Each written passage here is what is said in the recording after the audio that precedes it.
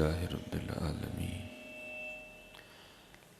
الصلاة والسلام على سيد الأنبياء والمتقين أما بعد فأعوذ بالله من الشيطان الرجيم بسم الله الرحمن الرحيم وقال الله تعالى في الكلام المجيد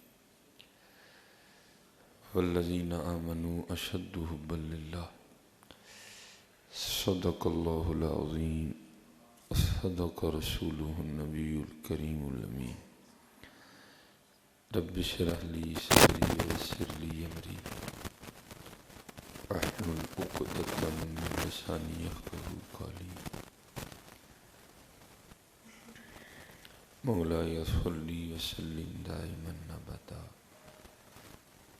على حبيبك خير الخلق كلهم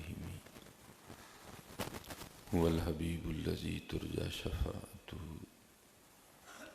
لكل هول من الأهوال مقتحم فإن من جودك الدنيا وضرتها نلومك علم اللوح والقلم يا أكرم الخلق ما لي من نلوذ به سواك عند حلول الحادث الأمم إن الله وملائكته يصلون على النبي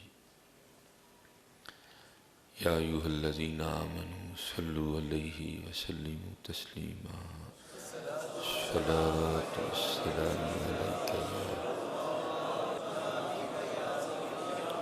وعلى آلك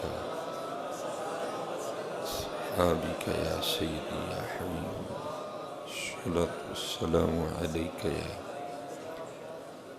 سیدی یا نبی اللہ وعلی آلک واصحابک یا سیدی. یہ جب موقع بنے نا تو اس موقع سے خوب فائدہ اٹھایا کریں. ٹھیک ہے، آپ تو کلمہ بھی ڈر ڈر کے پڑھ رہے تھے سارے. فائدہ اٹھایا کریں موقع کا، نہ دیوانوں کی طرح پڑھیں.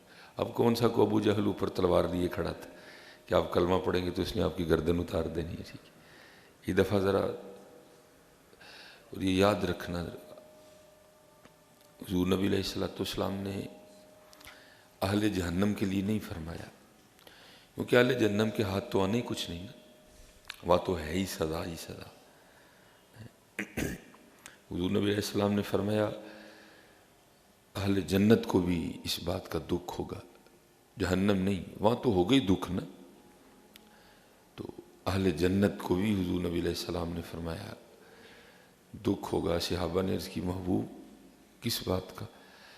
آپ نے فرمایا ان لمحات کا جو اللہ کی یاد کے بغیر گزر گئے ہوں گے. جب اللہ عطا فرمائیں گے نا جنت میں جنتیوں کو، تو اہل جنت کو بھی دکھ ہوگا ان لمحات پر جو اللہ کی یاد کے بغیر گزر گئے ہوں گے. وہ دکھ کریں گے کاش میں نے تب بھی اللہ کا ذکر کر لیا ہوتا تو آج اللہ مجھے یہ بھی عطا فرما دیتے. کاش میں نے تب اللہ کا ذکر کر لیا ہوتا، اللہ مجھے یہ بھی عطا فرما دیتے. تو نبی علیہ السلام نے فرمایا اہل جنت کو بھی ان لمحات پہ دکھ ہوگا جو اللہ کی یاد کے بغیر گزر گئے ہوں گے.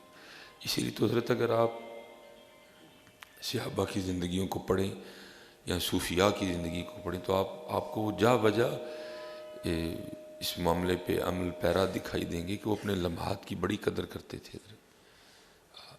بلکہ میں نے وہ کئی بار حضرت حارث محاسبی کی بات سنائی ہے کہ آپ فرماتے میں ایک اللہ کے ولی کی زیارت کے لیے گیا. ٹھیک ہے، اب تو اللہ کے ولیوں کو ملنے کوئی نہیں جاتا.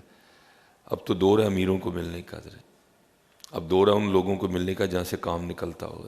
اللہ والوں کو کون ملنے جاتا ہے؟ تو تب دور تھا، تب لوگ اللہ والوں کو ملنے جایا کرتے تھے حضرت.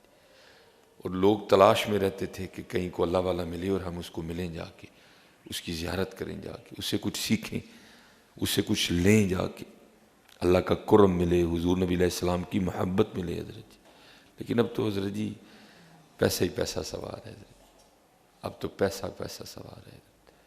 تو وہ فرماتے میں جب ان کی زیارت کے لیے گیا تو، اور پھر حضرت جی آگے بھی بڑے با کمال لوگ، ان کو بھی پتا تھا کہ آنے والا کیا لینے آ رہا ہے اور اس کو کیا دے کے بھیجنا ہے.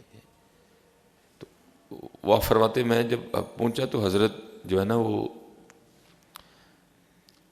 پانی میں آٹا گھول کے کھا رہے. ارے حضرت جی اب ذرا ٹرائی کر کے دیکھنا, یہی زیادہ سے زیادہ ہوگا, آپ کا عرفان بڑھے گا, تھوڑا جہا آپ کی محبت بڑھے گی. تھوڑی سی کبھی گھر میں نا ٹرائی کر کے نا تھوڑے سے آٹے میں پانی ڈال کے نا اس کو منہ میں رکھنا, اس کا ذائقہ کس طرح کا ہوتا ہے بھلا. تو آپ فرماتے ہیں حضرت کھا رہے ہیں اور بڑے مزے سے کھا رہے ہیں. ایک ہوتا ہے نا بعض دفعہ گھر میں کچھ ایسا کھانا بنا جو ہمارا ناپسندیدہ ہو, کہ وہاں کسی کو بھنڈیاں نہیں پسند لیکن کھانی پڑ گئیں, اور بندے کا چہرہ بتا رہا ہے کہ مجھے بھنڈیاں نہیں پسند, میں بامر مجبوری کھا رہا ہوں. یا گھر میں کریلے پکے ہوئے ہیں, مجھے کریلے نہیں پسند, اب کسی وجہ سے کھانے پڑ رہے ہیں, تو کیا ہے وہ بامر مجبوری جو کھا رہا ہوں, لیکن میرا چہرہ بتا دے گا کہ جو کھا رہا ہوں یہ مجھے پسند نہیں ہے, میں کسی مجبوری سے کھا رہا ہوں. لیکن آپ فرماتے ہیں حضرت کو میں نے آٹا کھاتے دیکھا, لیکن چہرے پر کئی مجبوری کے اثرات نہیں تھے, چہرے پہ بڑے خوشی کے اثر, جیسے بابے کو پتہ نہیں کیا نعمت مل گئی ہو. تو آپ فرماتے ہیں میں بڑا حیران ہوا کہ بھئی ایسی کون سی آفت آ کے پڑ گئی کہ پانی میں آٹا گھول کے کھانا پڑ گیا. تو کہتے میرے دل میں خیال ہے بابا جی غریب ہیں, فقیر آدمی ہیں نا, درویش آدمی ہیں, تو شاید حضرت کے گھر میں آٹا گوندنے یا روٹی پکانے کے اسباب موجود نہیں ہوں گے. لیکن آپ فرماتے جب نظر دوڑائی تو گوندنے کے لیے برتن بھی تھے, تندور بھی تھا, لکڑیاں بھی تھیں. کہتے اب زیادہ حیرانگی ہوئی کہ بھائی آٹا کیوں گھول کے کھا رہے ہیں, بس تھوڑی سی مشقت کرتے, گوند لیتے, تندور میں آگ لگا لیتے, پیڑا بنا لیتے, روٹی پکا کے کھا لیتے.